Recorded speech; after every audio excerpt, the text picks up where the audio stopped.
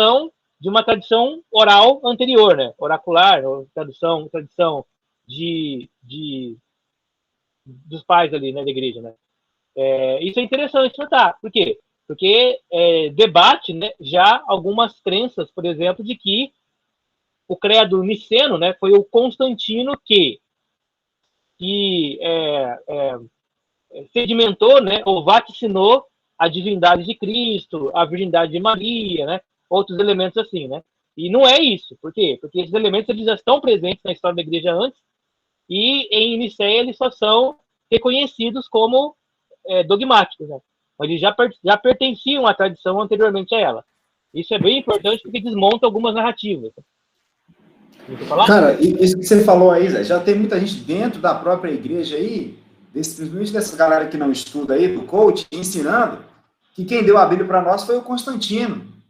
Foi ele que foi lá no século de Nicéia que definiu tudo, como ia ser, como ia deixar de ser, entendeu? Tem muita gente falando, eu estou falando porque eu já vi, tá? Sim, né? E assim, até gente mais instruída, por exemplo, o Fábio fala que o cristianismo é a invenção do Constantino, né? Isso é um absurdo. Porque existe cristianismo fora de Roma e sempre existiu. Tão antigo quanto o cristianismo romano, né?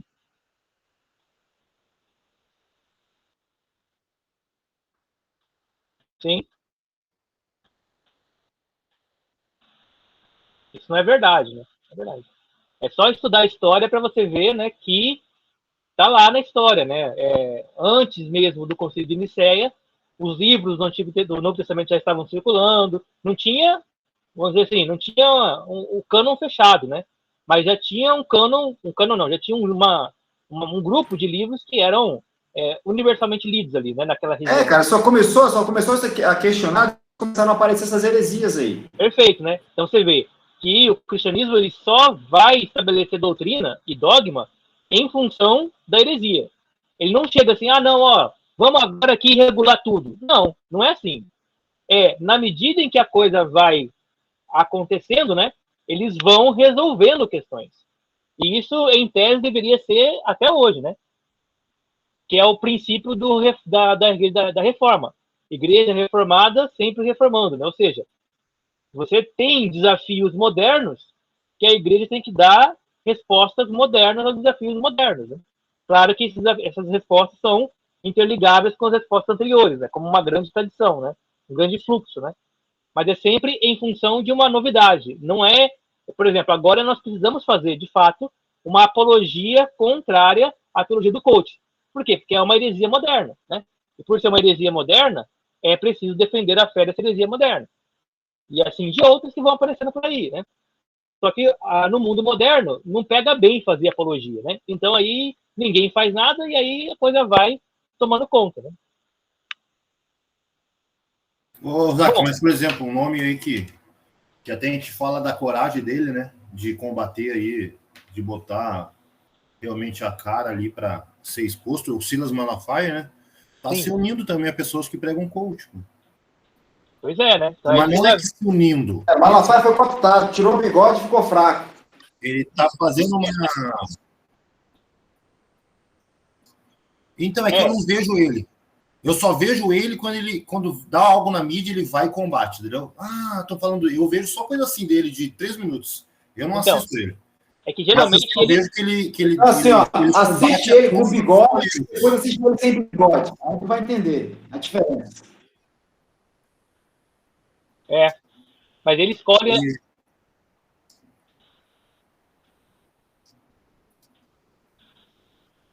Ele fez uma live agora com o Thiago Brunet, pô. Entende? Então, o Silas Malafaia, ele está escolhendo as batalhas que ele quer lutar, né? Em nome de um projeto político, né? Né? Mas, por exemplo, o William Craig, né? Você pega esse cara aí. O cara é fantástico, né? E ele não tem e ele não tem uma vinculação política. Ou seja, ele está ali defendendo princípios da tradição e da fé cristã. E aí esse cara é brutal mesmo, assim, ele deixa os caras, ele entorta todo mundo mesmo, né? Então é um cara desse que a gente precisava, né? Porque mais interessante, né, é que nos Estados Unidos os caras fazem debate de verdade, né, cara? Assim, você pega o cara, ele vai lá, escolhe um tema prévio, os caras estudam o tema previamente, chega preparado e eles dão um espaço para todo mundo defender e tal, né? Não fica que nem no Brasil, que é um pardinho. Exatamente, né? É triste ver o negócio do Brasil. Bom, na apologia do Aristídeis, então, o que ele vai propor? Né? A defesa dele é de que Deus existe, porque o mundo existe, e que Deus é eterno, impassível e perfeito. Olha só o que ele vai falar, né? Se ele está falando que Deus existe porque o mundo existe, ele, de certa forma, está discutindo com um pessoal que está dizendo que o mundo, ou que Deus não existe, que é uma coisa muito estranha para o mundo antigo, ou de que, na verdade, Deus é o próprio mundo, que é uma coisa muito mais provável de acontecer no segundo século, né? Que é essa confusão panteísta, né, que era próprio dos estoicistas. Né? Então, o Aristídeis ele vai primeiro propor defender a existência de Deus, que não é algo difícil de fazer, principalmente no mundo antigo, onde praticamente todo mundo acreditava que Deus existia. E não haviam ateus, né, no mundo antigo. Mas aí ele está propondo que Deus existe, usando como argumento a própria existência do mundo. E aí você vai lembrar, né? Você vai lembrar do Aristóteles que a gente viu antes. Que ele vai dizer, olha, se o mundo existe da forma como ele está posto, ele é o resultado de uma causa, né? Ele é o efeito de uma causa. E se o mundo é o efeito de uma causa, qual é essa causa? Qual é a causa que causou o mundo? Né? E Aristóteles chega à causa primeira, né? Que ele chama de metafísica, que ele chama de teologia, que ele chama de Deus. Né? Deus é a causa primeira, o que ele chama de motor imóvel, que move tudo. Né? No sentido de que, se o universo existe, a nossa mente não pode admitir que não exista algo que cause o universo existente. Porque o universo não pode ser causa de si mesmo, uma vez que ele não é eterno, perfeito, impassível e imutável. O universo, se causasse a si mesmo, ele não teria elementos de permanência, elementos que o explicassem. Né? Se explica o universo porque ele foi causado por alguma coisa que é eterna, que é perfeita. E aí, nós buscamos a perfeição dessa coisa perfeita para entender o universo que é a criatura, né, a criação da coisa perfeita. Um argumento que vai ser utilizado bem mais para frente sobre isso, né, que é muito interessante, é o argumento de pensar assim, esse argumento é do Anselmo, se não me engano, ou é do Descartes. Né? Ele vai falar assim, se existe a perfeição, nós nunca a conhecemos, porque nada do que é material é perfeito. Nada do que é material é perfeito. Por mais que nós encontremos, né, algo que seja muito bom, esse algo não é eterno, portanto não é perfeito. Para algo ser perfeito, esse algo tem que ser eterno. Se nós não conhecemos por meio da experiência nada do que é perfeito, mas a nossa mente busca aquilo que é perfeito, é porque a nossa mente conhece a perfeição. Não o nosso corpo, não a nossa visão, não os nossos sentidos. Se a nossa mente conhece a perfeição é um dado do intelecto, não é um dado da materialidade. E a materialidade, ela é confundida, ela é o mundo. Portanto, a inteligência que forma o mundo, ela é a doadora da perfeição, da ideia de perfeição para a mente humana. E, coligado a essa ideia de perfeição do mundo, busca uma perfeição que não existe no mundo material. E aí, então, nós buscamos a perfeição no intelecto. Por exemplo, na matemática. São argumentos muito refinados, né, desenvolvidos aqui, para testar a necessidade da existência de uma causa para o mundo material. Uma necessidade mental, intelectiva, uma necessidade física, material, de causa e efeito, né, e de todas as outras coisas. Mas aí vem a questão, né, da apologia do Aristídeis. Né? É fato que outros povos desenvolveram explicações sobre essa causa inicial aí. Por exemplo, os bárbaros, por exemplo, os gregos, por exemplo, os judeus. Né? Ou seja, todos os povos do mundo possuem uma explicação religiosa sobre como o mundo veio a existir. Essas explicações nós chamamos de mitos de origem, teogonias ou cosmogonias. Né? Então, a ideia de como as coisas vieram a existir. Todas as religiões do mundo, desde as maiores até as menores, têm isso. Por que a do cristianismo é a melhor? E é essa é a razão da apologia do Arístides, né? É defender porque o cristianismo tem a melhor explicação para a existência do mundo. Ele vai dividir, então, as raças humanas em 4 tipos diferentes. Né? Bárbaro são todos aqueles que não falam grego. Isso os gregos já tinham determinado, né? Então, qualquer um que não fale grego é bárbaro. Todos os orientais, né? Todos os europeus, todos os africanos, né? Que não são ali da Ásia Menor, de suas influências, né? Eles são bárbaros, né? São bárbaros. E aí, olha o que o Arístides vai dizer. Os bárbaros adoram guerreiros mortos e os elementos da terra. Ele está falando aqui dos cultos aos antepassados dos africanos, da cultura germânica, né, dos druidas e tudo mais ali, e os cultos aos antepassados do Oriente. E os elementos da terra são essas partes mais alquímicas, né? Que geralmente se liga a terra, a água, a madeira, o carvalho, né? Lembra que o Odin era adorado frente a um carvalho sagrado. E cada cidade, cada aldeia, né, normanda, né, ali, da região ali desse povo, né, dos nórdicos, eles tinham um carvalho sagrado, o qual eles prestavam culto, tinha sacrifício, né, e tudo mais. Né. Inclusive, não lembro qual que é o missionário agora, acho que é o Patrick, se não me engano, foi um missionário cristão, né, que foi evangelizar esse povo, e aí, para demonstrar como o deus cristão era mais poderoso do que Odin, ele pega um machado, vai lá e derruba o carvalho de Odin. Todo mundo espera que ele seja fulminado, né, que aconteça alguma coisa com ele. Não acontece nada com ele, então a cidade inteira se converte ao cristianismo, entendendo que o deus cristão é mais poderoso que o deus nórdico. Né? Mas a ideia, então, é que os bárbaros adoram isso. Alguém falar? Ozaki, tem lá uma tribo na África, né? Vou dizer assim, que eles não podem desligar a vela, porque eles creem que quando ele desligar a luz da vela, né, eles morrem. E eles não desligam de jeito nenhum. Aí foi lá um missionário lá e assoprou. Mas antes de assoprar, ele teve que assistir o culto deles. Foi quase de 1 hora, caladinho. Porque tem que respeitar, né? Aí depois ele foi lá e ministrou o evangelho, e aí ele mostrou, ó, se esse evangelho for falso, mas é mais que eu gosto isso, né? Uhum. Quando eu assoprar essa vela e ela apagar, nós vamos morrer tudo.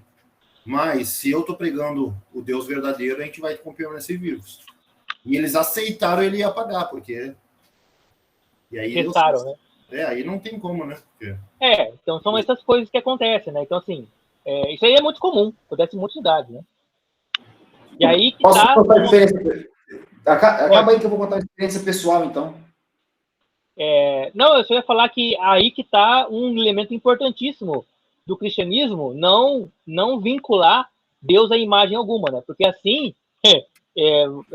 não tem como você desafiar Deus dessa forma, né?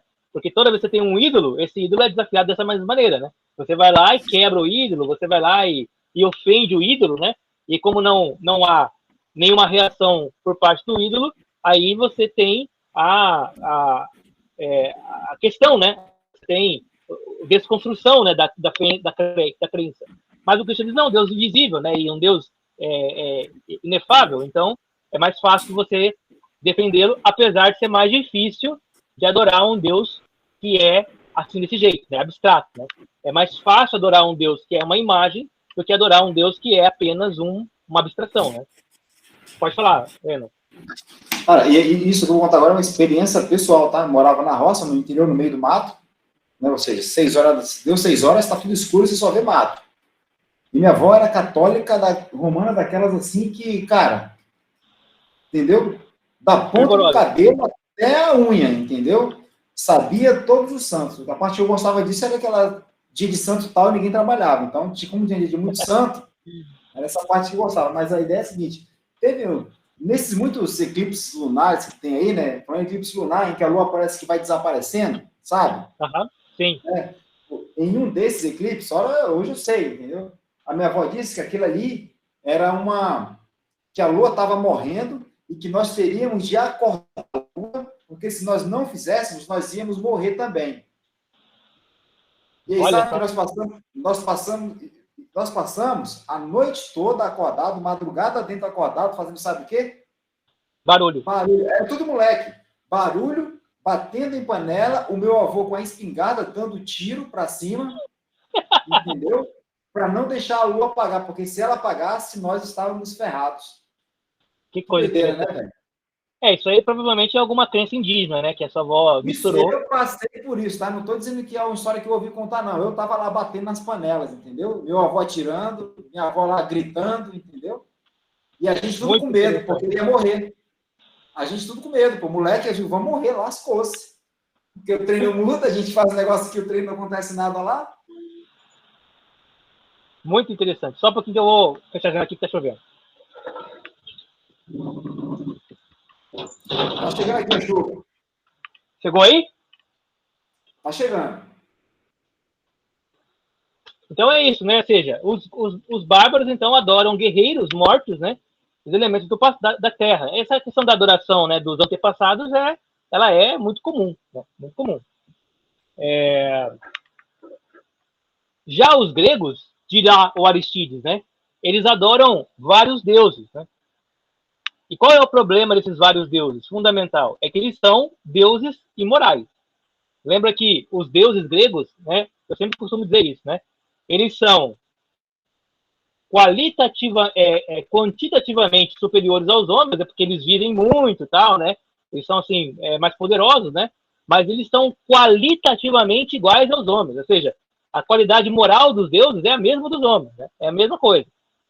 Mentira, engano, sacanagem, adultério, assassinato, todo tipo de imoralidade humana, os deuses também praticam, né? E é lógico que se os seus deuses praticam tais coisas, o seu povo vai achar que praticar tais coisas é normal também. Então, assim, né? Você pega um homem grego, né? E fala assim, ó, você não pode adulterar. O cara pode até falar que não vai adulterar, mas se ele adulterar, fala assim, pô, Zeus adultera, né? Ares adultera. E mais, eu só adulterei porque a Afrodite me encantou, porque o Cupido me flechou, porque eu caí numa cilada dos deuses, né? Então você vai colocando a culpa nos deuses de tudo que acontece, né? E não vai assumindo nenhuma responsabilidade. Muito parecido com o Adão isso aí, né, velho? Muito parecido com até hoje a gente faz, não, o demônio que fez isso, né? É o diabo, né? É o diabo, e o diabo ainda tem os nomes, milhões de nomes, né? É o Tranca-Rua, é o Exu Caveira, é Zé Padilha, né? Cada demônio para um pecado específico, né? Qual que é o pecado que você cometeu? Eu bebi demais. Então vamos procurar aqui no catálogo de demônio, né? É esse demônio aqui. É alguma coisa. É alguma coisa assim. Zé Pilintra, exatamente, né? Aí se for mulher é Maria Padilha, né? Se for na mulher é Sapatão, né? Maria Padilha. Aí você tem um monte de coisa assim, né? Então você tem esse panteão de deuses, né? Que são deuses que representam aspectos da natureza, mas que têm comportamentos imorais e, no final das contas, são repetidos pelos homens que adoram esses deuses. Então, uma moralidade meio, assim, justificada, né? Frente a esses deuses. E isso faria com que a sociedade grega ela fosse enganosa para o Aristides, né? Lembrando que o Sócrates já tinha visto isso, Platão, né? O Sócrates, né? Já tinham visto isso lá no Eutífron. Falou, eu vou lá denunciar meu pai porque ele praticou uma impiedade contra os deuses. Aí o Aristóteles pergunta, mas o Aristóteles não, o Sócrates, né? Mas a qual deus você está falando que ele cometeu uma impiedade? Porque você pode dizer que ele cometeu uma impiedade contra um deus, mas mandado por um outro deus, né? ou agradando um outro Deus e vice-versa. Então ele estava tentando refletir junto com o Eutífron para propor a existência de um Deus ou de um princípio de moralidade acima dos deuses, né? Um bem sublime, né, e superior, né? Já é uma tentativa de fazer uma certa depuração da religião grega, que ela era insatisfatória à perspectiva filosófica, né? Aí vem os judeus, né? Aí o Aristídeos fala, olha, os judeus, eles adoram o Deus verdadeiro, né? Então, tudo bem, né? Mas se os judeus adoram o Deus verdadeiro, por que pregar o evangelho para eles, né? Por que eles têm que se converter a Cristo? Se eles adoram o Deus verdadeiro, deixa eles lá, né? Deixa eles lá.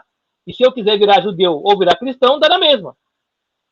E aí o Aristídeos chega e fala assim, não, mas o problema dos judeus, né, é que eles seguem aqueles conjuntos de leis, o Levítico, né, as leis rabínicas e tal, que são ultrapassadas e que eles mesmos não conseguem seguir. Isso que ele diz lá textualmente, né, o Aristídeos, né, que os próprios judeus não conseguem seguir as leis que eles mesmos estabeleceram como leis necessárias para a santidade.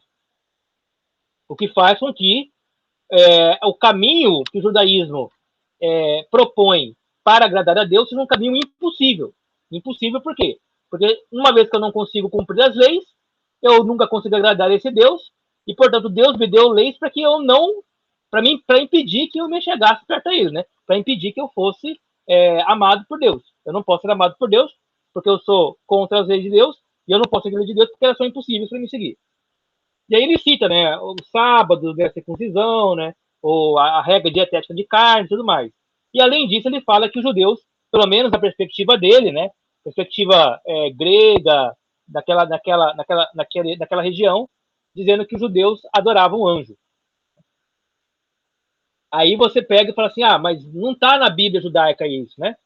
Mas existe toda uma tradição judaica de adoração a anjos, né? A Cabala é um processo desse, né, mais depurado, né? Mas você lembra, né, que quando o João de Patmos vai escrever o Apocalipse, aparece um anjo para ele, e a primeira coisa que o João faz é se dobrar e adorar o anjo. Primeira coisa, né? E o anjo fala, não faz isso não, não faz isso não, não faz isso não. Por quê? Porque era uma prática judaica já disseminada isso. Essa mesma prática que a gente vai ver lá no tanque de Betesda, porque eles estavam esperando o anjo descer lá e tocar na água, e isso era um culto, né? Era um culto ao anjo, né? Era uma macumba para o anjo lá, né? Se o anjo chegasse, o primeiro a chegar na água era purificado, né? Você vê que é uma questão de meritocracia hierárquica, né? Quem chegar primeiro ganha, né? E é um culto aos anjos. Quer falar, Fred?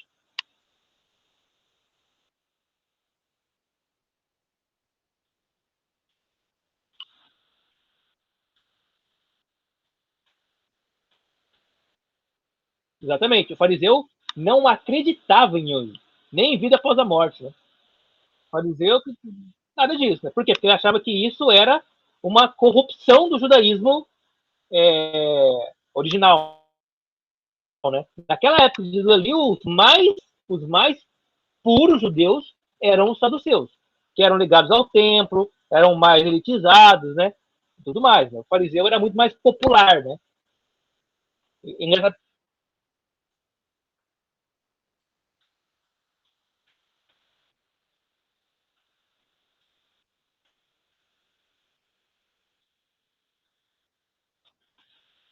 Por que Jesus bateu mais nos fariseus do que nos saduceus?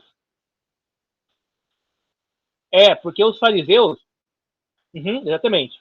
Porque o fariseu, ele tinha vários elementos. Um dos elementos deles é que eles disseminaram as sinagogas por toda a parte. Não existia a sinagoga saducaica. O saduceu, ele ficava só em Jerusalém. Só em Jerusalém, né? Ele era ligado ao templo. Já o fariseu abriu sinagoga em todos os lugares possíveis e imagináveis. É como se você tivesse lá, a Universal ali, ó. Cada bairro tem uma igrejinha da Universal, né? E aí eles iam disseminando, né, as crenças saducaicas pelo povo, né? É o judaísmo popular, é o judaísmo farisaico.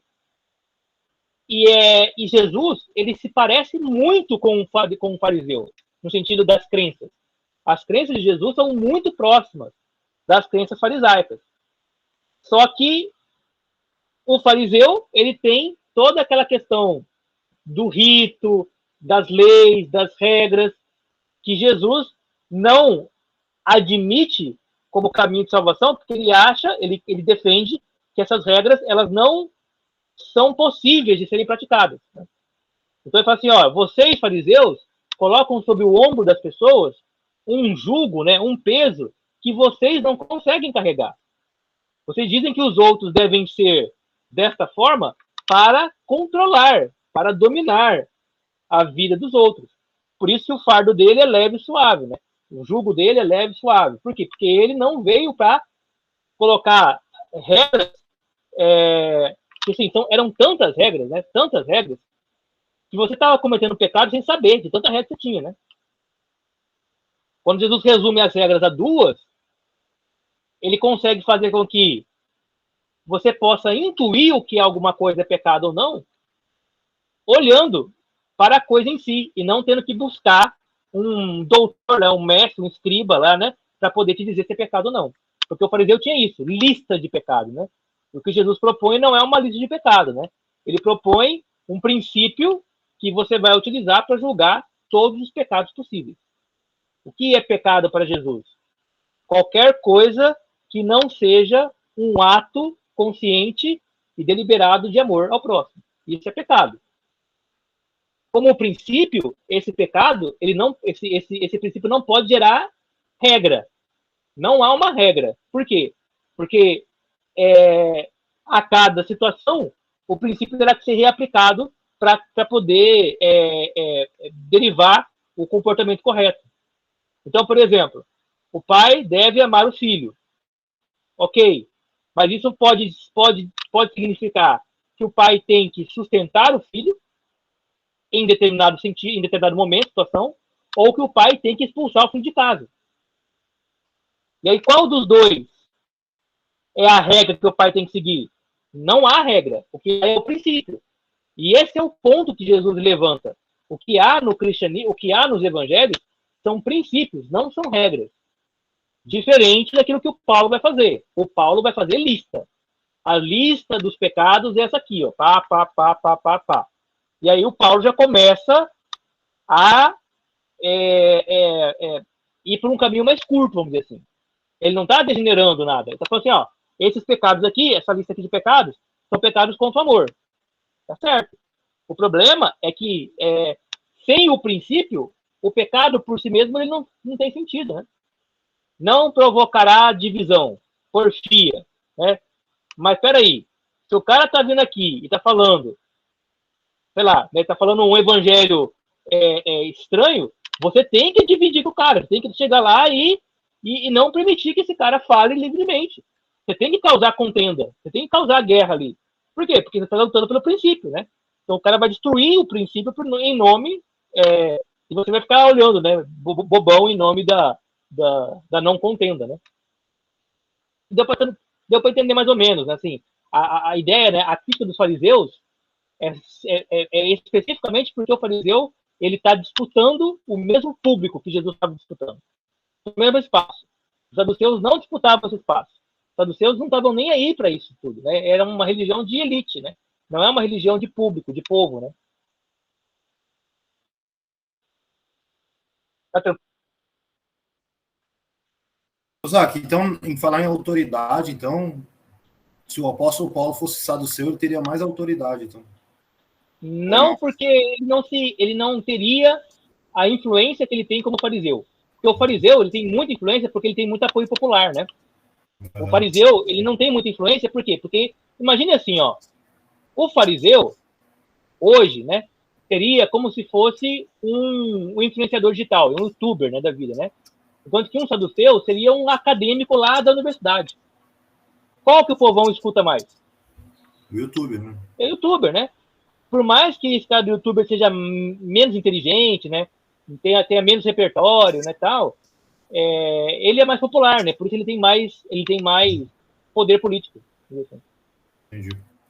Então os fariseus, tanto que os saduceus, né, eles vão desaparecer assim que o tempo desaparecer. Eles não vão conseguir mais estabelecer-se, né? Por quê? Porque eles eram muito nichados, vamos dizer assim, né? Muito nichados. Mas não pensem que também eles não se uniam aos fariseus em determinados momentos. Às vezes se uniam, às vezes não se uniam. Eles eram inimigos, mas, assim, dependendo do que era, podiam fazer conchavo, né? É uma política misturada com religião ali, né? Bom, e aí, com relação aos cristãos, o Aristides vai dizer que os cristãos andam com toda a humildade e bondade, que não há falsidade entre eles, que eles se amam, e por isso eles representariam, né, pelo comportamento deles, a melhor maneira de viver, né, a verdadeira religião. Ele está falando aqui, ó, os bárbaros não podem ser o modelo porque eles não admitem o Deus verdadeiro, nem os gregos podem ser o modelo. Os judeus poderiam ser se os comportamentos deles fossem comportamentos íntegros. Mas como não é, eles também não podem ser o povo que dá a tônica, né, do comportamento verdadeiro. E aí, então, ele fica com os cristãos. Quer dizer que os cristãos da época dele eram assim, né, bondosos, humildes, sem falsidade, com amor. Eu não sei se era isso, né? Mas pelo menos no discurso era isso, né? E então o Aristides ele manda essa apologia, esse documento, né? Inclusive por isso que ele fica também registrado para o imperador na época. Se não me engano, é o imperador Adriano. E ele fala, e ainda fala para o imperador assim: por que eu escrevi tudo isso? O senhor, o imperador, deve virar cristão. Deve virar cristão. Porque se o senhor não virar cristão, o senhor será ou como os bárbaros, ou como os gregos, ou como os judeus. E todos eles são caminhos falsos, né? Então, assim, não é assim, ó. Então o senhor aí pode escolher, né? Qual é a religião que o senhor quer, porque tem muitas verdades em várias religiões, né? Mas nós queremos seguir a nossa. Não é assim, não. Assim, ó, o cristianismo é a única religião verdadeira e o resto é tudo falso. E se o senhor não se converter à fé verdadeira, o senhor é falso também. Então, é paulada, né? Esse cara é corajoso, né? Apareceu o Calvino escrevendo as institutas para o rei? Então, o cristianismo inteiro, né? Pode falar. O cristianismo inteiro sempre foi assim. Assim, desde que o princípio da tolerância começou a ser apregoado, né? E isso é modernidade para cá, né? É pós-iluminismo, né? Desde o iluminismo para cá é que essa ideia de você, ó, aqui está a verdade e o resto é mentira. Desde a tolerância, isso começou a acontecer, a aparecer, né? Então, John Locke, Thomas Hobbes, Montesquieu, essa galera aí toda aí, né? Da modernidade, eles é quem criaram, né, o solo fértil para que hoje o cristão tenha vergonha de dizer que o cristianismo é a única religião verdadeira. A gente hoje, assim, pega mal isso, né? Você falar um negócio desse, né? Mas e aí? E o Islã? Mas e aí? Você está falando dos ingleses, né, cara? Na minha cabeça estava que era o iluminismo francês que abriu essa brecha aí, cara. Nada. Você vai lá pegar lá o John Locke, por exemplo, né? Ele tem lá, ele é o autor do Manifesto do Princípio da Tolerância, né? Então, ele fala, não podemos exigir que nenhum inglês tenha religião cristã. Cada inglês deve ter a religião que lhe parecer melhor. E não é lícito ao Estado obrigar ninguém a ter uma crença religiosa específica. O Estado inglês... É que ele traz o princípio do liberalismo, né? Sim, exatamente. Esse é o princípio do liberalismo. Você não pode ter o Estado invadindo a esfera privada da pessoa, dizendo para ela que ela não pode crer no que ela quer crer. Enquanto os iluministas ingleses pregavam essa parte da liberdade, não, você pode fingir o que você quiser. Já os franceses queriam acabar com o cristianismo. Os revolucionários da Revolução Francesa, né? Porque, por exemplo, porque o Montesquieu, ele não quer acabar com o cristianismo, né? Por exemplo. Tem exceção na França, né, cara? Sem generalizar. Na França tem exceção, não tem só cara ruim, não. A maioria é ruim, mas, entendeu? Tem exceção. Mas lembra que na Inglaterra também você tem caras ateus também. Por exemplo, você gosta lá, o Hume, né? O Hume, ele era, ou se não era ateu... Bem cético, né, cara? Ele era bem cético, né? Mas assim, E tem um livro dele chamado Das Origens da Religião Pública, um negócio assim, né? Que ele demonstra claramente, e ele foi, inclusive, perseguido na Inglaterra pelo ateísmo dele. Né? Mas ele é um ateísmo que afirma que o cristianismo é a melhor religião possível, porque ela é o resultado de um processo de tradição, né, de hábito, né? Então, assim, ó, o Deus cristão não me interessa, mas a moral cristã é a melhor. Né? Então, o que os iluministas ingleses prezam, pela tradição, né? Sim, pela tradição. Mas essa tradição liberal que permite que você tenha uma crença diferente daquela crença estabelecida pelo Estado, né? Para impedir que o Estado ele avance sobre as suas crenças, né? E aí é nesse momento que você vai falar assim, olha, eu sou islâmico, não, mas o islamismo não é religião correta. Ué, mas eu tenho liberdade de ser islâmico. Eu tenho a liberdade de dizer que o islamismo é a correta sim. E aí é nesse momento em que você tem os cristãos meio que se acovardando mesmo, meio que dando um passo atrás e falando assim, não, realmente a gente não pode criticar os islâmicos, porque se a gente criticar, a gente vai romper com o princípio da tolerância, né? E aí começa esse acovardamento, né? Que vai dar hoje nessa coisa esquisita, que é afirmar, né, que todas as religiões são verdadeiras, né? Não é que você não possa ter nisso, né? Mas isso ele é muito estranho a toda a tradição cristã até o iluminismo, né? Bom, o próximo que a gente vai ver é um bem mais famoso, né? Que é o Justino, né? Justin, o Justino Mártir, né? Tem até ano de nascimento de morte, né? 65. Mártir é lógico, né? A gente já sabe que ele morreu martirizado pelo prefeito de Roma, né? E ele foi, de fato, o primeiro platônico cristão, né? Ele era filósofo, o Justino, ele era filósofo platônico, e aí ele se converteu ao cristianismo por meio do testemunho de um homem, um andarilho, que ele encontrou ali nas praias, né, de Atenas, um andarilho da região da Síria, que já era convertido ao cristianismo. Ele conversou com esse andarilho durante um tempo, né, vários momentos, assim, e aí o andarilho ele dava todas as respostas que o Justino queria. Né? Então ele se converte, só que o Justino ele era filósofo de formação. E aí ele, ao invés, né, de abandonar o manto filosófico, né, para virar um cristão penitente e tal, né, ele resolve continuar sendo filósofo, né, professor de filosofia, e trazer a religião cristã como substituta à religião grega, né, e à mitologia grega. Né? Então ele substituiu um substrato pelo outro, mas manteve uma prática, né, uma vocação filosófica. Inclusive ele usava manto filosófico, né, o manto do filósofo, né, que é um lençol, né, amarrado no corpo assim. E aí, se vocês virem, né, as imagens da tradição antiga do Justino, ele está com esse manto filosófico que parece com o manto do Platão, né, ou do Aristóteles.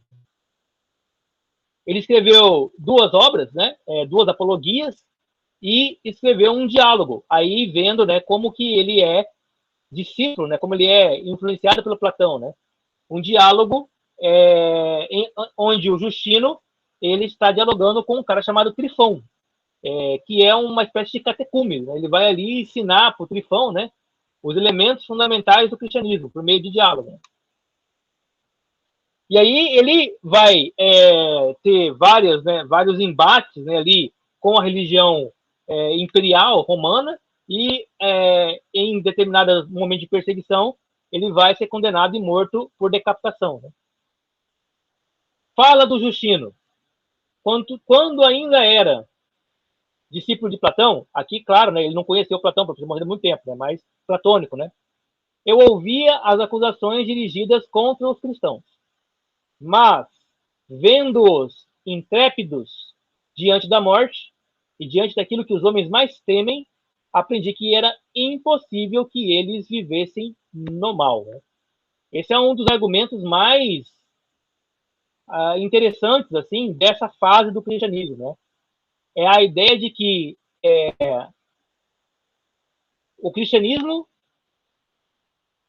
era verdadeiro para aqueles que admitiam que o cristianismo era verdadeiro, porque os caras estavam dispostos a morrer por aquilo. Alguém estar disposto a morrer por algo não torna esse algo verdadeiro, mas torna esta pessoa uma pessoa honesta e sincera. Porque você só é honesto e sincero quando você defende uma ideia, se você está disposto a morrer por essa ideia.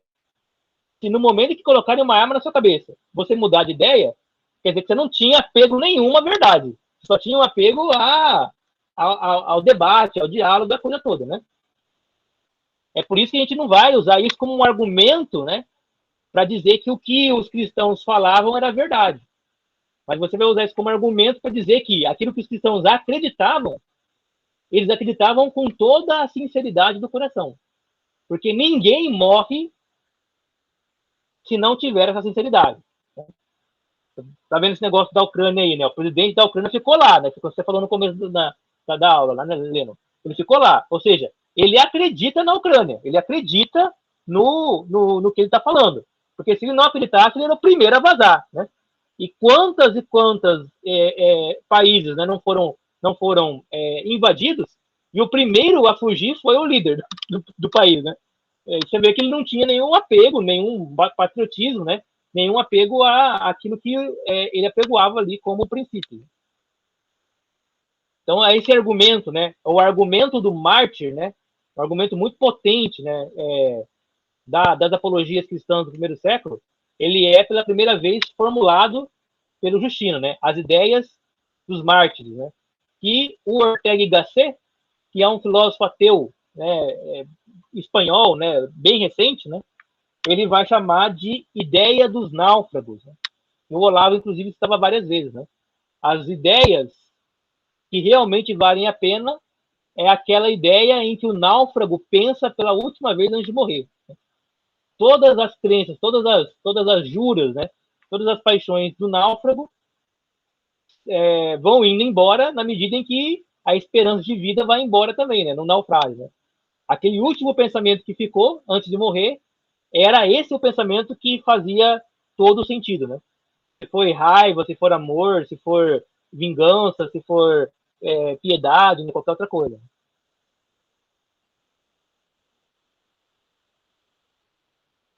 Bom, vamos lá para o relato, então, do martírio de Justino, né? Tem um relato, um diálogo, né, transcrito, né, sobre isso. Então, o prefeito, né, o prefeito Rústicos, ele diz, né, aproximem-se e sacrifiquem todos vocês aos deuses, né, inclusive ao imperador, né? Pegar, né, tem lá geralmente era assim, né? É um pote, sim, com um foguinho ali, né? Aí você pegava um pouco de incenso e jogava no fogo para homenagear, né, o deus, né, ou o imperador. Aí o Justino, que estava no grupo, né, no meio do pessoal, falou, olha, ninguém em sã consciência desiste da piedade pela impiedade, né? O cristianismo é a religião verdadeira, a piedade. Isso aí que vocês estão falando para a gente fazer é impiedade, é falso, e nós não vamos fazer o que é falso. O prefeito Rústicos fala, né? Se você não obedecer, será torturado sem piedade. O Justino responde, pois esse é o nosso desejo, ser torturado por nosso Senhor Jesus Cristo, e assim ser salvo. Por isso, nos dará a salvação e a firme confiança no mais terrível tribunal universal de nosso Senhor e Salvador. Daqui nasce a doutrina, né, o dogma católico, de que todos os mártires, eles são automaticamente santificados. Eles são batizados no próprio sangue. E por terem morrido em nome da fé, pela fé, né, eles acabam se tornando beatificados, né, entrando na beatitude. É como se eles, em vida, pagassem por todos os pecados que cometeram até aquele momento com a própria vida, né, com sacrifício. E todos os mártires disseram, faça o que quiser, pois somos cristãos e não sacrificamos a ídolos. O prefeito Rústicos, então, leu a frase, aqueles que não desejam sacrificar aos deuses e obedecer ao imperador serão açoitados e decapitados de acordo com as leis. Os santos mártires, glorificando a Deus, dirigiram-se ao lugar costumeiro, onde foram decapitados e consumaram seu martírio, confessando o seu Salvador. Isso aqui está lá no Eusébio de Cesareia, se não me engano. Mas vejam bem, né? Essa ideia da ideia dos mártires, né? De que se você morre, né, pelaquilo que você acredita, pelo menos você realmente acredita que está fazendo, né? Pelo menos você realmente acredita.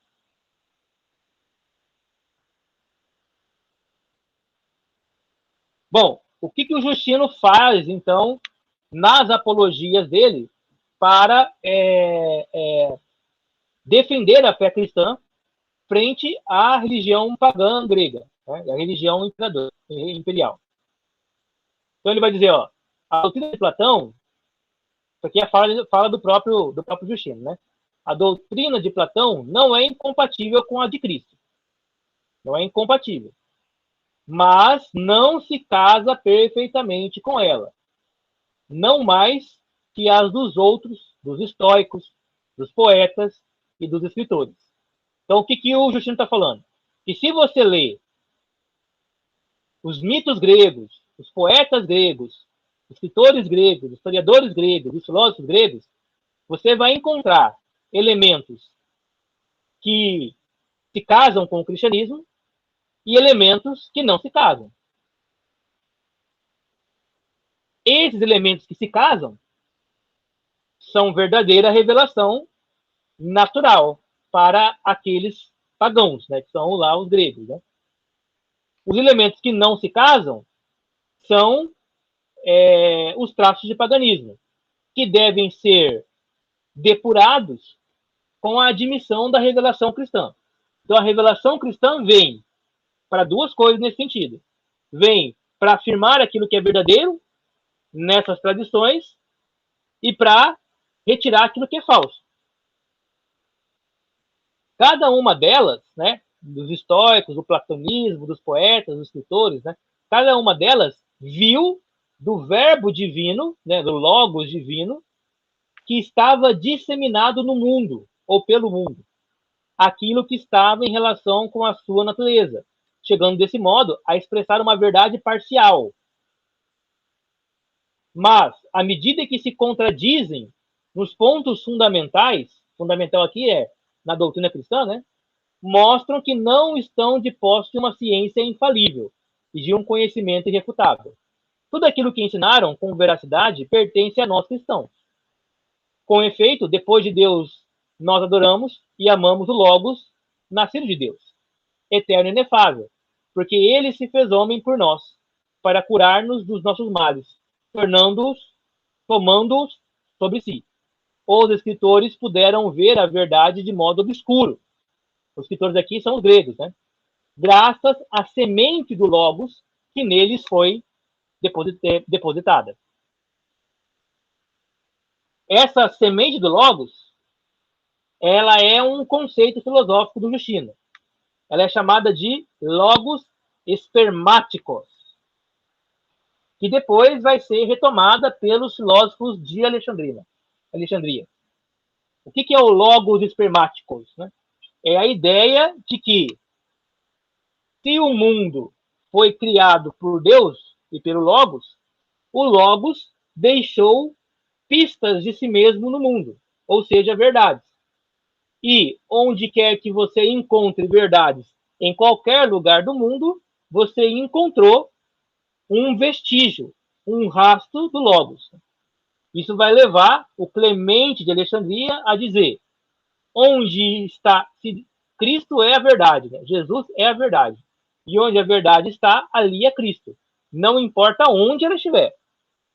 Então ela pode estar na matemática, na química, na física, ela pode estar numa religião satânica, ela pode estar na mente, né, ou na reflexão de um ateu, ou ela pode estar na própria religião cristã.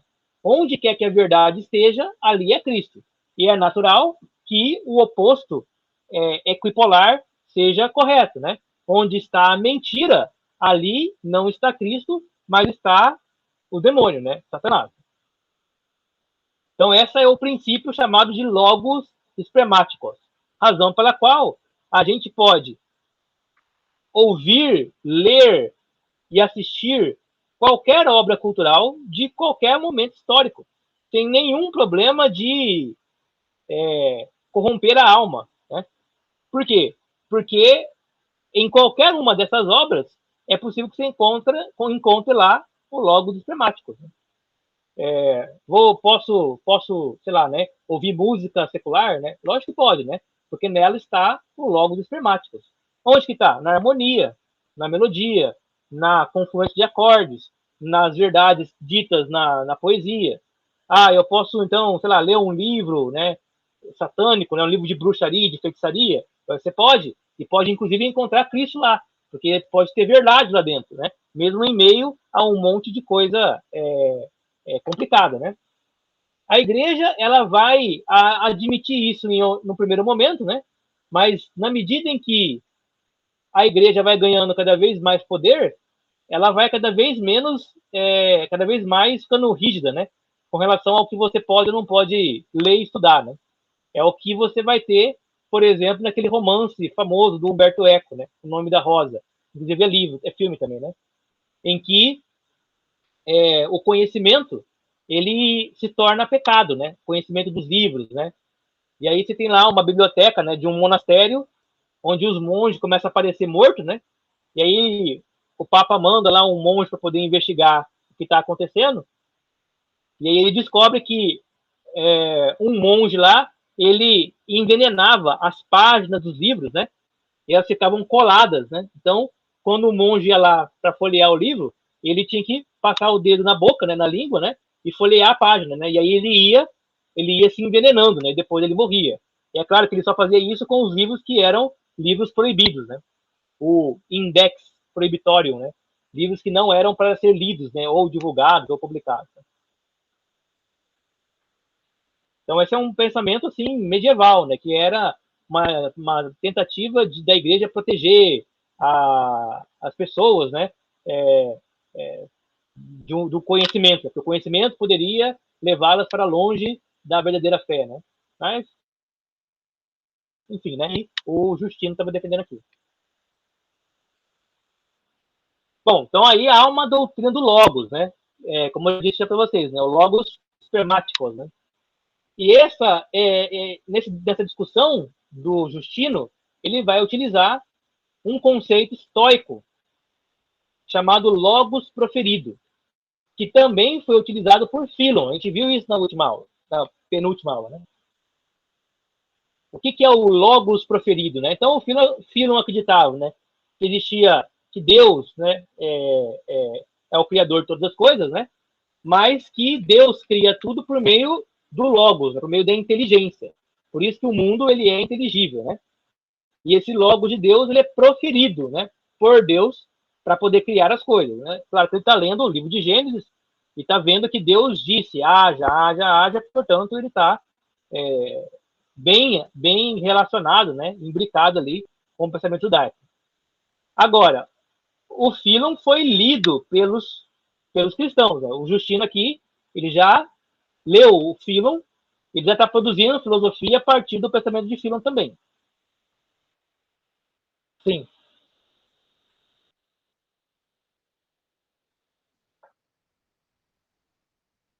Sim.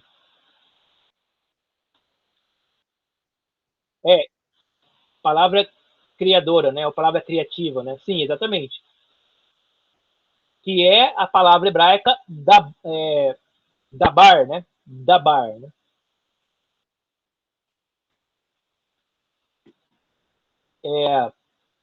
E o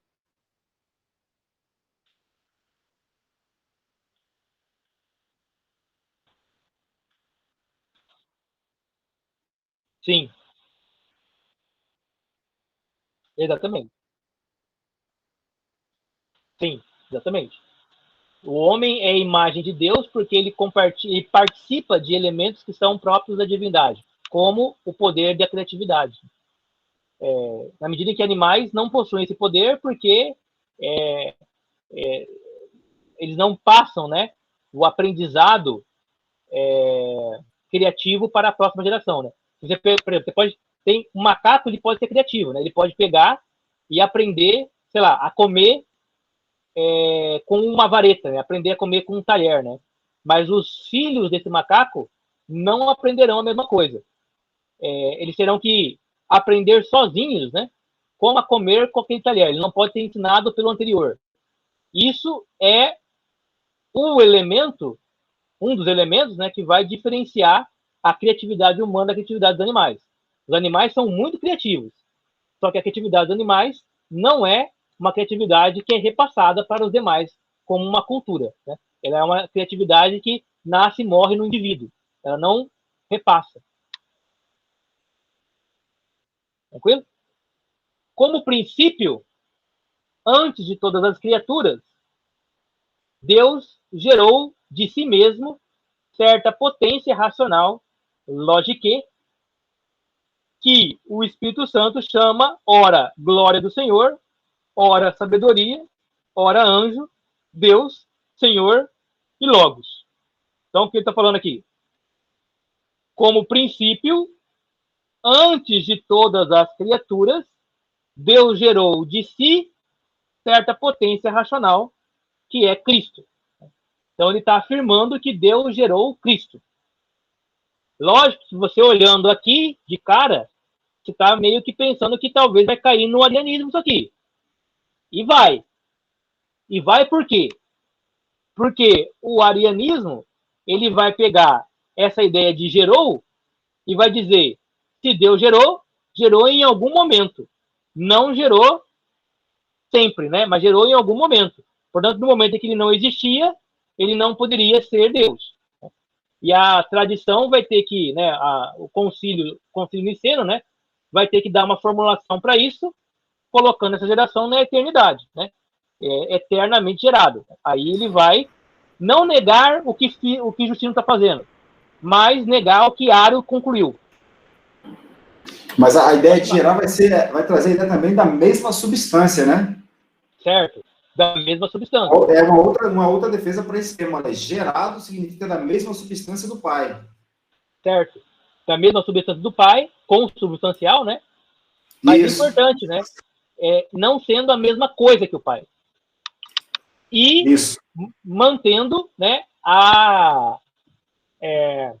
mantendo a persona de filho, né?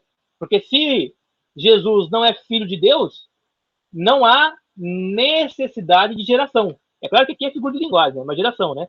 Se Jesus fosse, sei lá, o servo de Deus, ele não precisaria ser gerado por Deus. Ele só precisa ser gerado por Deus por ser filho, né? E aí você vê em todas essas complicações e essas formulações que você colocou agora aí, né? Aí ele é chamado de glória do Senhor, tranquilo, sabedoria, tranquilo, de anjo, né? Como uma espécie de mensageiro, né? Anjo com A maiúsculo, de Deus e Senhor e de Logos, né? Bom, e porta todos os nomes, porque cumpre a vontade do Pai e nasceu da vontade do Pai. O que é portar todos os nomes, né? É que ele possui todas as potências para criar tudo aquilo que existe. E é portar todos os nomes. É poder criar qualquer coisa, né? Então, o verbo de Deus pode criar qualquer coisa, porque ele porta todos os nomes daquilo que existe e daquilo que virá a existir ainda. E assim, vemos que algumas coisas acontecem entre nós. Proferindo uma palavra, o logos verbo, nós geramos uma palavra, o logos. Mas, no entanto, não ocorre uma divisão e uma diminuição do logos, da palavra pensamento, que está dentro de nós. Olha só, né? O que está defendendo aqui, ó? Que quando Deus criou o verbo, Jesus, ele não dividiu o seu poder com o verbo. Ele não se dividiu com o verbo. E o verbo não pegou um pedaço de Deus. Da mesma forma que quando eu penso numa coisa e falo, aquilo que eu estou falando não divide poder com aquilo que eu pensei. Não divide poder. Ele é da mesma potência. Aquilo que eu digo é produto do meu pensamento. E a palavra e o pensamento, nesse sentido, elas são equiparadas, né? equipolentes, como diria, né? Assim, tem o mesmo poder, né? A diferença só é que uma ela é acessível somente, né, ao indivíduo e a outra é compartilhada com outros indivíduos, né, por meio da palavra. Se no meu pensamento, na minha dinâmica, a palavra que eu crio ao falar, ela não produz uma diminuição da potência do pensamento, assim também com Deus. Quando Deus gera o verbo, ele não diminui para que exista dois deuses. E ele não se divide com o verbo, mas ele e o verbo, eles são equivalentes, ou seja, eles são equiparados em potência, da mesma forma como é o discurso humano. E assim vemos também que de um fogo acende-se outro fogo, sem que o fogo que acende seja diminuído. Mesma lógica, né? Este permanece igual e o novo fogo que se acendeu subsiste sem diminuir aquele do qual ele acendeu. Isso aqui é para evitar a ideia de multiplicidade de deuses. Como se essa multiplicidade de deuses, né, elas diminuíssem em potência os vários deuses, que era o que existia no panteão grego, né? O Zeus, ele é o rei dos deuses, ele divide o poder com outros deuses e em certo sentido esses deuses eles são autolimitados pela atividade dos outros deuses, né? No caso aqui não. No caso aqui você tem um Deus infinito, eterno, imutável, atemporal, que gerou um ser chamado Logos, infinito, eterno, atemporal, que não diminuiu em nada o seu poder e que não limita em nada o seu próprio poder. É uma formulação muito primitiva ainda, mas muito já sofisticada do que vai ser a doutrina da Trindade. Alguma questão aqui? Tá de boa? Não, tá de boa. Tá tranquilo. Beleza, então. E aí a doutrina da alma. Vamos lá. Olha, aqui é o problema, né? Por quê? Porque ele falou lá na frente pra gente, ó. O platonismo, ele tem muita coisa que encaixa bem no cristianismo, mas não é um casamento perfeito. E a noção de alma é um desses problemas, né? Por quê? Por quê? Porque para Platão, a alma, ela é eterna, incorruptível e imutável. Se o Platão estiver certo, a alma humana, ela é divina. Divina, ela é Deus, né? Ela tem a mesma substância de Deus. E isto... Oi? Não, pode falar.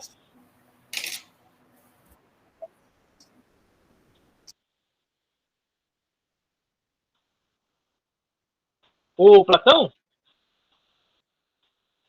fala... O Platão não. O Platão ele fala que a alma ela é imortal para justificar a forma como nós aprendemos. Né? Para Platão, nós não aprendemos nada. Nós relembramos coisas. Relembramos, né?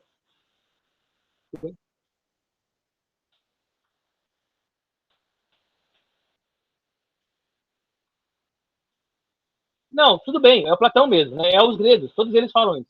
Sim, mas assim, a reencarnação, né, a metempsicose, é uma consequência para Platão da imortalidade da alma. Não é por isso que a alma é imortal.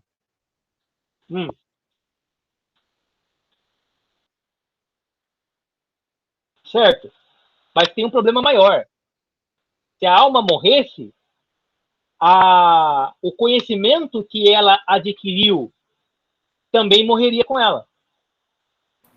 Ô, Zac, mas o que eu temo morrer para eles? Deixar de existir. Assim, acabar mesmo. Acabar. Tipo, virar, como alguns falam, eu vou morrer e não vou sofrer mais. Tipo, isso. Mais ou menos isso, né? Eu vou morrer e não tô nem aí. Eu vou simplesmente deixar de existir, né? Literalmente. Para Platão, a alma, ela é imortal. Por quê? Porque ela tem acesso a um mundo imortal onde as verdades eternas estão presentes. Mas ele tá certo, né, nesse pensamento. Calma lá, ó. A alma, antes do corpo, antes de entrar no corpo, ela vive num mundo... Ah, tá. Tô pensando depois de morto. Cuidado que vai concordar aí, viu?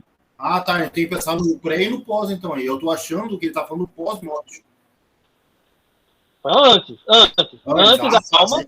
Antes tá totalmente errado. Tava lá. E aí a alma, ela encarna, e quando ela encarna, ela esquece as coisas que ela viu lá. Uhum. Né? Antes de continuar aí, Zé, tem como trazer aquelas 3 explicações das origens das almas? Uma que já estava criada lá, que Deus foi dando para todo mundo, que a alma é transmitida. Tu tem como só fazer um resumo aí? E aí tu entra nessa parte que você vai falar? Bem, então, as teorias são o seguinte. Uma, né? Toda alma humana é criada por Deus no momento da concepção. Então, espermatozoide e óvulo se juntou, para que eles se juntem e formem, né, a fecundação, Deus teria que mandar uma alma ali, né? Então, na relação sexual, existe a presença de três forças para poder gerar a vida, né? Que é a força masculina, a força feminina e a força divina, né? E as 3 forças juntas formam uma nova vida. Então, nesse caso, a alma é criada no momento da concepção. Tá, e qual é o nome? Tem um nome, não tem? Putz, aí... só que eu não vou lembrar os termos agora. Aí, beleza. A segunda...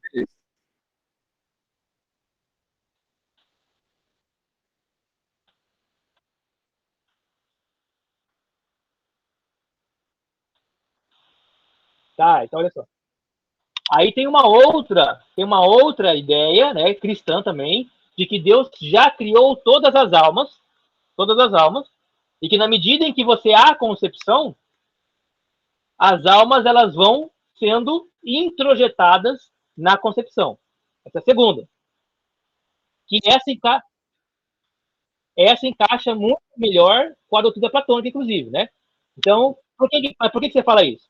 Ora, porque se Deus já sabe todo mundo que irá existir, né?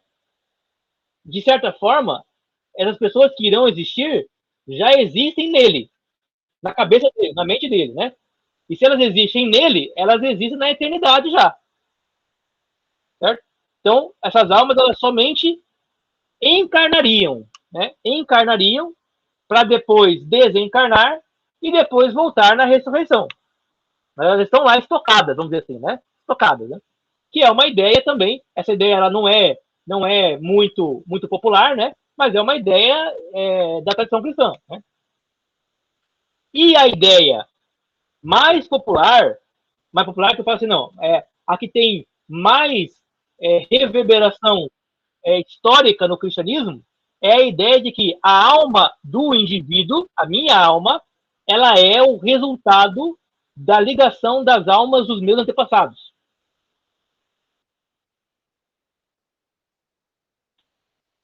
Por quê?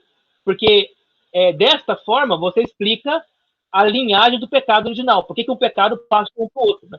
Porque se cada alma foi criada independentemente, não há por que as almas elas serem condenadas, porque elas não teriam pecado original. Certo? Se a alma ela é criada no momento da concepção, ainda vai lá, né? Porque aí você tem a conjunção carnal, que poderia repassar, né, uma ancestralidade de pecado para o novo ser, mas a alma permaneceria ainda intocável, porque ela é uma criação divina do ato da concepção. Por isso que o cristianismo vai admitir mais a ideia de uma alma como resultado dos antepassados. Tem os 3 nomes. A teoria pré-existencialista, que a alma já havia existido, que já foi criado todas elas, né? Essa é a primeira. A segunda é a teoria criacionista, que no momento ali da concepção existe ali a criação da alma, e por fim essa última é o nome da teoria traducianista, né? Que o conceito do pecado original já vem desde a representação em Eva. Nada melhor do que dar nome às coisas, né? Definir, né? Se não definir, fica meio zoado. Né? Eu defini, né? Mas eu não dei o nome. Né? Isso. Mas então você tem essas 3 teorias, certo? A do Platão, ela está mais próxima dessa pré-criação aí, né? Que é a ideia de que as almas elas existem antes do corpo. Só que o Platão acreditava que essas almas elas reencarnam, né? Elas reencarnam, né? Todas essas teorias, né? Elas têm são teorias, a gente não sabe qual é a verdadeira, né? E elas têm pontos positivos e negativos. Por exemplo, né? Quando a gente fala assim, todo ser humano busca Deus, porque sente falta de algo que ele perdeu em algum momento. Essa é uma ideia pré-criacionista das almas. Né? As almas conheceram o Deus que as criou e, ao encarnar, elas perderam o vínculo com aquele Deus e agora elas tentam se religar a ele de alguma forma. Tem sentido, isso também. A da concepção, né? Ela é uma coisa mais ritualística, né? Pode falar.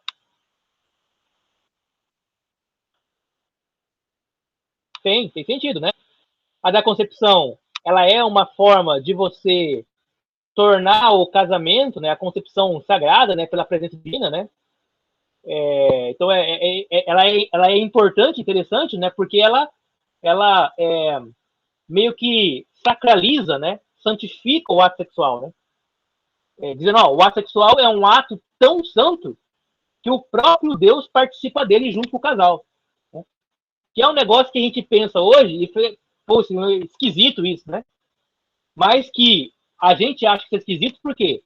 Porque a gente cada vez mais foi colocando o sexo como uma coisa carnal, né? Uma coisa pecaminosa. Né? Vai chegar um momento em que haverá grupos, por exemplo, né, que vão acusar o sexo como algo pecado, como pecaminoso. Né? Grupos gnósticos, né, os cátaros e tal, né? Eles nem casavam, né? Nem casavam. Os essênios, né, não casavam também. Sim, né? Pelo menos teoricamente, né? Eles não faziam sexo, né? Teoricamente. E essa ideia do traducionismo, né? Que é aquela que melhor se adequa à doutrina do pecado original. Né?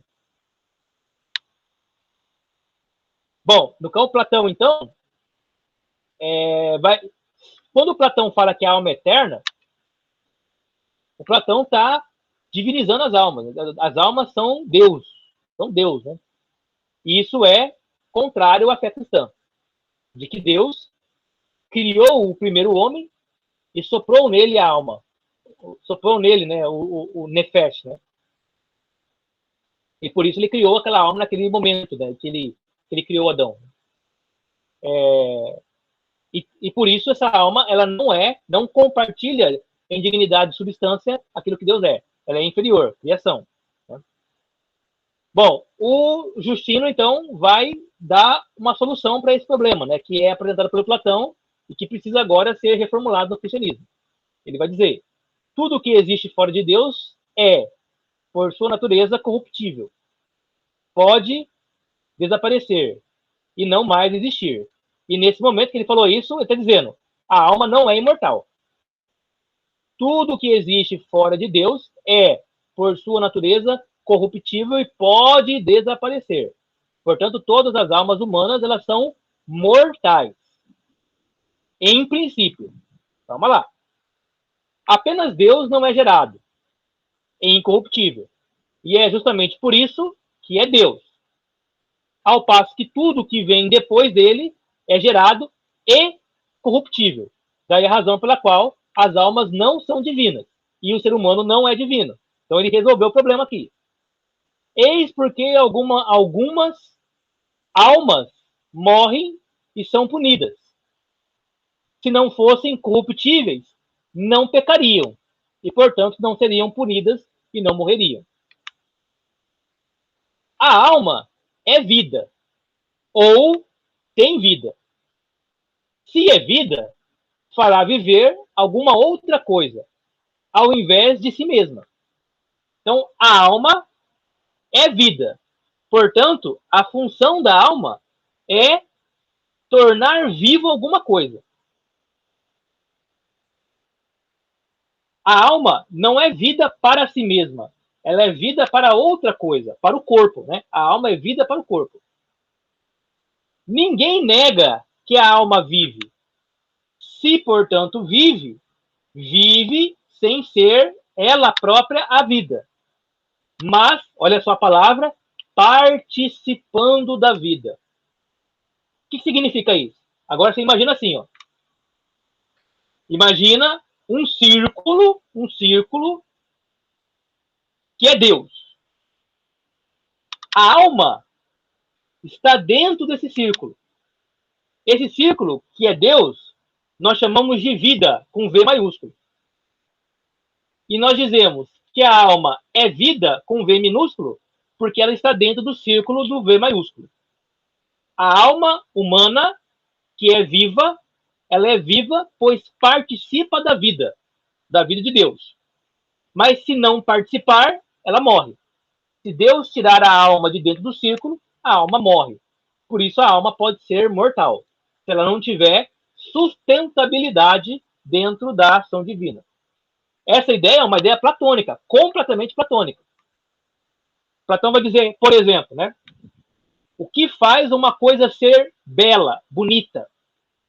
A participação na ideia de beleza. Então, o círculo, novamente, esse círculo aqui contém toda a ideia de beleza possível. Aí você tem uma pessoa, né, um objeto, né, um objeto belo. Esse objeto é belo porque participa da ideia de beleza. Porque algo da beleza está nesse objeto. Mas esse objeto não é belo por si mesmo. Ele é belo porque existe a beleza fora dele que dá para ele o atributo de beleza. Tá tranquilo isso? Ou tá confuso? Tá não, tá de boa, porque essa aula tu já deu lá no começo, já, né, velho? Oi? Essa aula tu já deu lá no começo sobre essa ideia aí. É. Então ele tá retomando. Beleza. Beleza. Então a alma, ela é vida porque ela participa da vida, só que ela sendo vida, ela não precisa ela não precisa agir nela mesma, porque ela já é vida. Então, para ela demonstrar que ela é vida, ela tem que agir em outra coisa que não é vivo, que é o corpo. O corpo humano, ele só é vivo porque a alma age nele. A alma humana, então, ela pega alguma coisa da participação da vida divina e introjeta no corpo humano, permitindo que ele viva. Ora, o que participa de algo é diverso daquilo do que participa. Porque a alma participa da vida divina, ela não é igual à vida divina. Ela é outra coisa, ela é uma coisa criada, que só tem a possibilidade de participação. A alma participa da vida porque Deus quer que tenha vida nela. Né? Então a alma, ela não é imortal para o Justino. A alma, ela se imortaliza na medida em que Deus a permite participar da vida de Deus. Então Deus pode matar a alma, ou Deus pode fazer a alma subsistir. Deus pode fazer com que a alma subsista em punição eterna, mas Deus pode também fazer a alma desaparecer da punição eterna, assim como pode fazer a alma desfrutar da vida eterna no paraíso. Né? Por quê? Porque ele é o doador da vida. E esse doador da vida sustenta a alma, que não é por si mesma imortal, mas ela participa da imortalidade de Deus.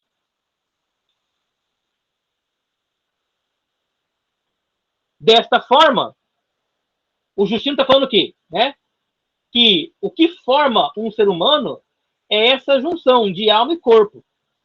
O espírito também, né? Que é o poder de vida. E a separação de alma e corpo causa a morte do corpo, não da alma. Mas a própria alma, ela pode também ser separada, ela também pode ser dividida. E ao ser dividida, ela perde a vinculação da participação da vida, que é o espírito. Então ela desaparece, que é quando você separa alma e espírito, né? Quando você separa alma e espírito, o espírito, ele volta a Deus como um elemento de potência, né? Ele volta à origem da potência da vida, e a alma, ela deixa de ter possibilidade de existência. Então ela se desfaz. Né? Por isso que a gente diz, todos os animais possuem alma,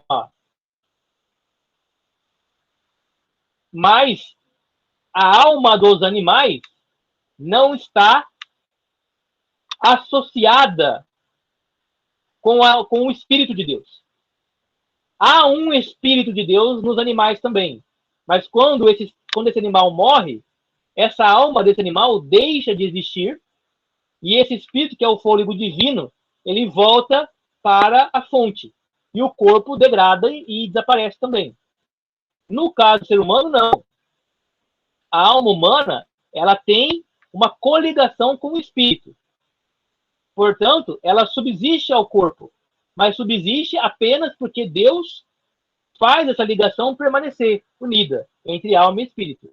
Mas essa ligação pode ser desfeita e a alma poderá desaparecer. Mais importante que tudo isso é dizer que a alma não existiu desde sempre, mas ela existe a partir do ato juntada com o espírito, né? Então, Deus cria a alma e junta essa alma com um espírito. E aí ela se torna uma alma humana. Já o Justino defendia, olha só, nós estamos falando aqui do ano 100, entre o ano 100 e o ano 165. Já defendia o domingo como dia de culto sagrado do cristianismo. Reunindo-nos todos no dia do sol, o primeiro dia da semana era denominado de dia do sol no Império Romano até o século IV. Né? Não só porque foi o primeiro dia em que Deus, transformando as trevas da matéria, criou o mundo, mas também porque nesse mesmo dia, Jesus Cristo, nosso Salvador, ressuscitou dos mortos. Crucificaram-no na véspera do dia de Saturno. E no dia seguinte a este, ou seja, no dia do sol, aparecendo aos seus apóstolos e discípulos, ensinou-lhes tudo o que também nós vos propusemos como digno de consideração. Cristo é logo assimilado ou associado, né, ao sol, aquele que morre e ressuscita. Daí todos os cultos e todas as referências ao sol se transformarão em cultos e referências a Cristo. Por exemplo, o Natal. Né? O Natal era comemorado o dia do Sol Invictus, e que vai ser relacionado com o Cristo ressurreto. Falar? E vem cá, e quem guarda o domingo? Tem a marca da besta? Quem guarda o domingo, né, que é o dia do sol, guarda aquilo que a tradição primitiva cristã sempre guardou. Não tem a marca da besta, não? Não tem marca da besta, não. Tu já ouviu falar nisso, já não ouviu? Cara, não ouvi não, mas assim, não duvido. Da onde veio isso? Cara, seus adventistas que dizem, cara. Ah, é? Aquele que vem no sábado ou domingo, eles têm a marca da besta, porque quem fez isso foi o Papa. É, né? Já tinha Papa aqui, né? No ano 100, né? O primeiro Papa foi Pedro, né? Então o Papa fez isso, e aí agora quem não guarda o sábado, guarda o domingo, tem a marca da besta. É um absurdo isso, né? No próprio evangelho, nos próprios... Pode falar. Então, Cristo já começou a voltar, segundo eles, né? Tá no juízo investigativo. Tá no trânsito. O advento já começou, só tá precisando, que ele é muito lento, né? Tá no trânsito. Ele só errou, cara. Isso, exatamente. Não, no santo lugar. Todo lugar, falta usar no Santo Santo. Tá fazendo o juízo investigativo lá. O isso mesmo. William Miller errou. Cara, o próprio William Miller falou, cara, não esquece. O William Miller não errou. Não errou. Não, né? Ele falou. O William Miller falou. Ele se arrependeu, não. Ele falou, eu errei, ó, esquece, desfruga isso. Aí o seguidor dele, não, tu não errou, não. Não errou, não. Ele ia voltar para a terra. Tu acertou, só que ele saiu do santo e foi para o santo lugar. Exatamente, né? Exatamente. Mas esse negócio aqui que eu coloquei é só para a gente perceber, né? Como que na tradição cristã a gente já tem comportamentos, né? Que até hoje tem gente que questiona isso, mas tá lá já, né? Tá lá já. Isso aqui tá na Bíblia também, né? O Paulo fala que eles se reuniam no primeiro dia da semana, né? Depois dos judeus, né? Que era o primeiro dia que não tem esse nome, né? Domingo, né? Esse nome vai ser colocado depois, né? Como homenagem a Cristo, né? Que é o Dominus Dei, né? O dia do Senhor, né? uma descrição do culto antigo, né? No chamado dia do sol, reúnem-se em um mesmo lugar todos os que moram nas cidades ou nos campos. Leem-se as memórias dos apóstolos ou os escritos dos profetas. Na medida em que o tempo permite, terminada a leitura, aquele que preside toma a palavra para aconselhar e exortar os presentes à imitação de tão sublimes ensinamentos. É uma homilia, né? Basicamente é o que a gente vê hoje. Depois levantamos-nos todos juntos e elevamos nossas preces, como já dissemos acima. Ao acabarmos de orar, apresentam-se pão, vinho e água. Então, o que preside eleva ao céu, com todo o seu fervor, preces e ações de graças, e o povo aclama. Amém. Em seguida, faz-se entre os presentes a distribuição e a partilha dos alimentos, que foram consagrados, que são também enviados aos ausentes por meio dos diáconos. Isso aqui era todo culto acontecia esse ritual. Os que possuíam muitos bens dão livremente o que lhes agrada. O que se recolhe é colocado à disposição do que preside. Este socorro de órfãos, né? Socorre os órfãos e as viúvas, e os que, por doença ou qualquer outro motivo, se acham com dificuldades, bem como os prisioneiros e os hóspedes que chegam de viagem. Numa palavra, ele assume o encargo de todos os necessitados. Não há dízimo. Há oferta segundo o que agrada a cada um, né? Para o serviço social, né? Não para construir templo, nem para comprar cadeira, nem ar-condicionado, nem para pagar salário de pastor, né? A única e exclusiva função disso é sustentar os necessitados, né? E com certeza sustentar as vocações, né, daqueles que iam apostolando, né, pelos lugares, né? Se bem que esses mesmos apóstolos eles deveriam trabalhar para poder também adquirir o próprio sustento e não ser pesado à comunidade. Isso aqui, estamos no século I, né, anos 100, 120, 130, né? Então, para a gente entender como é que eram estruturados os cultos naquele momento. Designamos a Eucaristia, né? Designamos esse alimento, a Eucaristia. A ninguém é permitido dele participar sem que creia na verdade da doutrina e que já tenha recebido o batismo de remissão dos pecados e do novo nascimento. E viva conforme os ensinamentos de Cristo. Pois não tomamos essas coisas como pão ou bebida comuns, senão que assim como Jesus Cristo, feito carne pela palavra de Deus, teve carne e sangue para salvar-nos.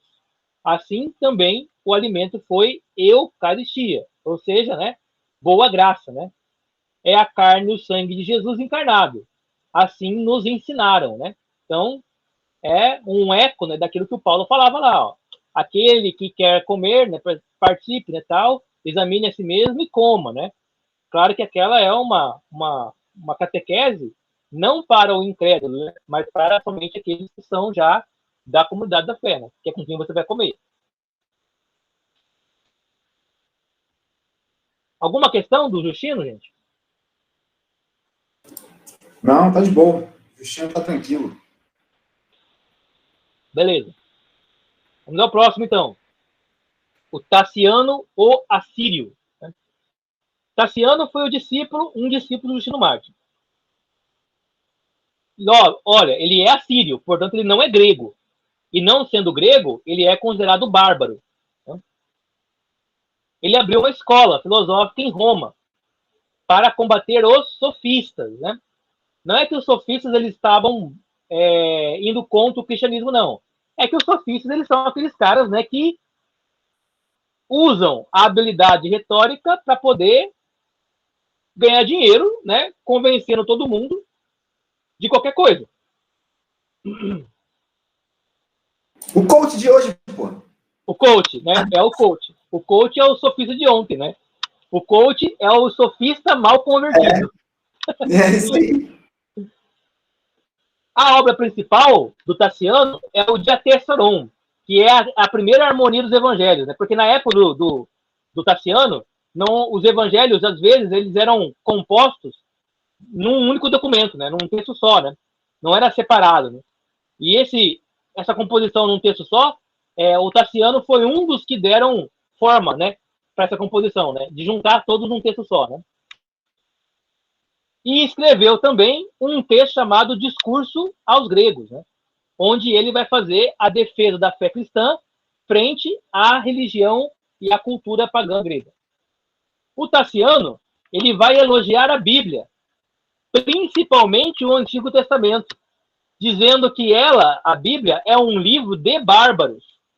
Contra quem está falando aqui? Contra os gregos, que achavam que eram os mais os melhores, né? Os mais habilidosos, os mais assim, a raça escolhida, né? A raça eleita, né? A melhor raça de intelectuais.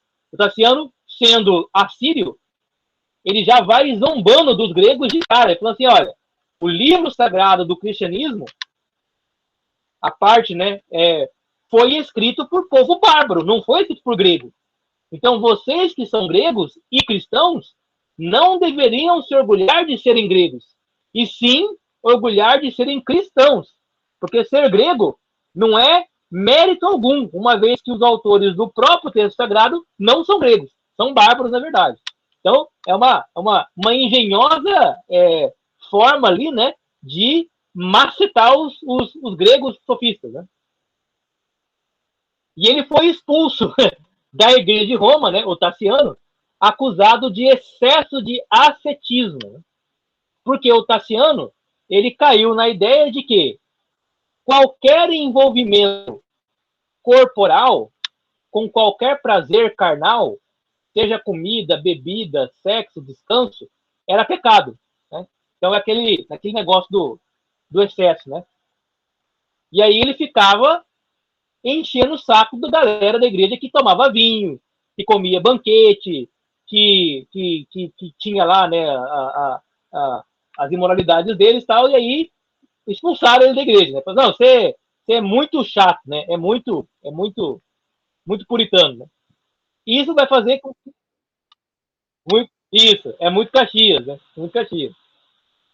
Diria que ele está fazendo isso por honestidade, assim, né? Por piedade, né, tal, né? Não dá para falar, né, assim, o cara é falso, né? O cara é exagerado, né? Ele tem a piedade dele, né? Não dá para criticar o cara por causa disso. E aí ele teria sido expulso de Roma, né? E teria ido para Alexandria. E lá teria conhecido o Clemente, de quem ele foi professor, né? Então ele foi professor do Clemente e o Clemente foi professor do Orígenes. E aí, se vocês lembrarem da história de Orígenes, vocês vão lembrar que o Orígenes foi o cara que se capou, né? Se castrou. Porque ele achava que os prazeres do corpo eram impeditivos para a alma, para o desenvolvimento da santidade, né? E aí vocês estão já vendo de onde vem essa ideia, né? Essa ideia vem da tradição a qual o Orígenes faz parte, que é a tradição tassiana, né?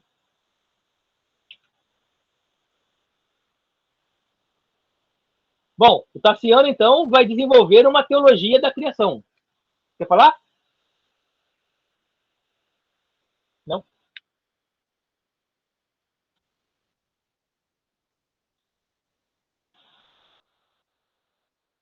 Isso.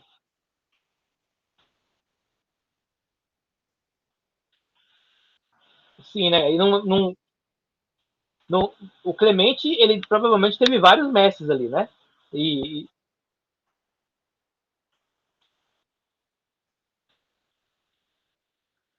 Orígenes. Não, perdão. O Tassiano ensinou, ele foi professor, mestre do Clemente. Não, não quer dizer que ele tenha sido o único mestre do Clemente. Só para constar, né? O de Alexandria, né? Porque tem o de Roma também, né? Isso, o Clemente de Alexandria, que foi o discípulo, o mestre do Orígenes. Esse de Roma nem existia, estava morto já, né? Já estava morto. Exato. Ele é discípulo, se não me engano, do Papias, que foi discípulo do João. Achei que ele fosse. Não lembro agora. Confundi. Eu achei que fosse Pedro. Posso estar eu equivocado aqui. Mas vamos lá.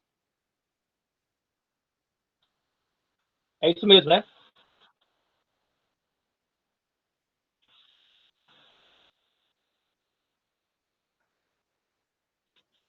Sim, sim.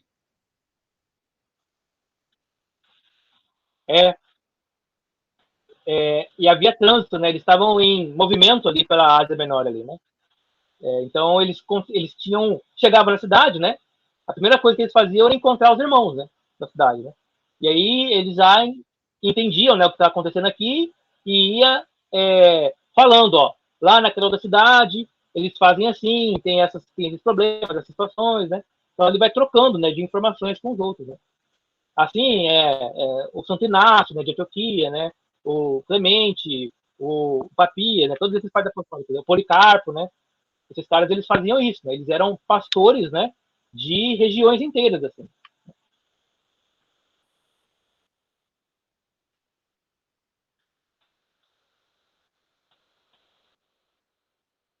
É. Não, eu acho que acho que todos eles são do João mesmo. Mas eu acho que antes do Policarpo, tem o Papias. Eu acho que o Papias, ele é anterior. Mas eu não estou lembrando agora. Bom, enfim. Depois a gente revê isso. Originalmente, segundo Tassiano, originalmente a alma humana possuía fé em Deus, mas perdeu com a queda. Em consequência, sob o domínio dos demônios, o homem caiu no erro abominável do politeísmo. Pela fé monoteísta, a alma é libertada do mundo material e do domínio demoníaco e se une a Deus. Deus é pneuma, espírito, mas não é o pneuma físico ou estoico, né? O pneuma físico é o quê? Seria a confusão de Deus com a natureza, né? Deus não é a natureza. Deus é um espírito acima da natureza.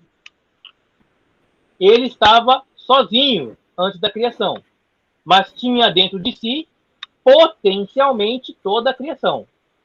Alguns estudiosos consideram a teologia da criação de Tassiano como o início do ensino ex nihilico, ou seja, da criação do nada. Porque a gente lê lá no texto hebraico, né? No princípio criou Deus os céus e a terra e criou do nada, né? Só que a gente esquece que o judeu, ele não tem uma teologia da criação que afirma categoricamente que Deus criou do nada. Até porque, na teologia judaica, os anjos, eles são criados antes de criar a terra. A terra não é a primeira criação de Deus, né? Ela é uma das últimas coisas que Deus criou. Então, para um judeu, Deus criou um monte de coisas antes de criar a terra. Ele criou, né, e outros seres e tudo mais e tal. É o cristianismo que vai afirmar que não havia nenhuma outra criação antes de Deus criar a terra. Nenhuma outra. Nem mesmo a criação angélica. E que tudo veio a existir no ato início da criação. O próprio cristianismo pode dividir a criação em duas, né? Deus criou a terra sem forma e vazia, e depois Deus deu forma a ela. E nesse meio tempo Deus criou os anjos, por exemplo, né? Outras coisas. Mas toda a criação divina, ela se origina no início, na arquê, no princípio. E antes desse princípio, só existe Deus. É isso que o Cristiano está afirmando aqui. Só vai ter um problema nisso aí, né? Porque não vai encontrar essa confirmação aí na Bíblia, né? Não. Ele está fazendo filosofia aí, né? Uma teologia, né? Exato. Mas essa teologia serve para ele dizer que Deus, ele não usa nada para criar as coisas. Isso. Portanto, ele não é um demiurgo, não é um arquiteto. E mais, todos os seres criados por Deus não são divinos. Lembra que ele falou lá atrás, né? Não foi nem ele, né? Foi o primeiro que eu falei lá, o Aristides, né? Marciano Aristides. Ele falou assim, os judeus adoram anjos. Por quê? Porque se os anjos são criados antes da criação, eles são superiores à criação. E por isso dignos de ser adorados. Os cristãos estão dizendo que os anjos foram criados para servir a criação. Para servir a criação. Por isso, eles são, de certa forma, inferiores aos homens. Porque não são criados à imagem de Deus. São criados para servir os homens. E é assim que a tradição cristã entenderá os anjos, né? Eles são em poder, em potência, muito maior que nós, né? Mas em termos de importância, muito inferiores a nós. Ó, Clemente de Roma era discípulo de Pedro, tá? Pedro foi quem batizou ele. Pedro. Então é o Policarpo que é o do João. João, Policarpo é João, isso. E o Papias é de quem? O Papias é João também. Deixa eu só olhar aqui. O que mais fala é de Papias, né? O Papias, ele conheceu pessoalmente João. Eu não sei se o Policarpo conheceu pessoalmente João, mas o Papias conheceu pessoalmente João, né?